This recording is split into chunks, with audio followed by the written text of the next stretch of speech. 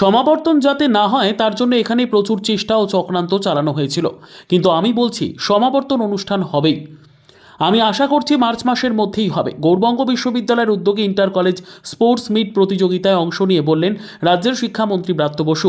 উল্লেখ্য, রাজ্য সরকার ও রাজ্যপালের সংঘাতে দীর্ঘ 8 বছর ধরে বন্ধ হয়ে রয়েছে গৌড়বঙ্গ বিশ্ববিদ্যালয়ের সমাবর্তন অনুষ্ঠান। মাঙ্গিলাল তপারিয়া কার্তিক মহারাজের আশীর্বাদ নিচ্ছেন, সামাজিক মাধ্যমে ছবি ভাইরাল জানিয়ে বিতর্ক। এটা নিয়ে শিক্ষামন্ত্রী জানান, উনি অনেকদিন ধরেই আমাদের জেলা সভাপতি নেই। অধ্যাপক দীনবন্ধু মণ্ডল বীরভূম জেলার ওয়েবকুপার সভাপতি।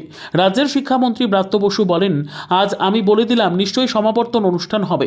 সমাবর্তন অনুষ্ঠান যাতে না হয় এখানে প্রচুর চেষ্টা চক্রান্ত হয়েছিল, কিন্তু আমি বলছি সমাবর্তন অনুষ্ঠান হবে। আমি আশা করছি গৌড়বঙ্গে আগামী মার্চ মাসের মধ্যে সমাবর্তন অনুষ্ঠান হবে। আমি তো বলে দিলাম আজকে নিশ্চয়ই এখানে সমাবর্তন হবে, কনভোকেশন হবে।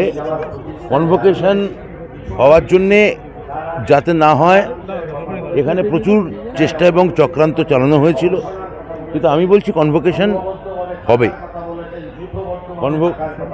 কনভোকেশন সমাবর্তন গৌড়বঙ্গে আমি আশা করছি মার্চ মাসের মধ্যেই হবে। উনি বেশ কিছুদিন আগে থেকেই উনি আর আমাদের স্টেট প্রেসিডেন্ট মানে ডিস্ট্রিক্ট প্রেসিডেন্ট নেই, যার কথা আপনি বললেন।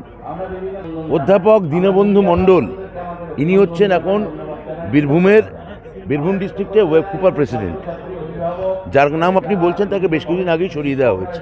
আমি আমার ওয়েবকুপায় নেই, এবার কোথায় কি আছে না আছে আমি জানি না।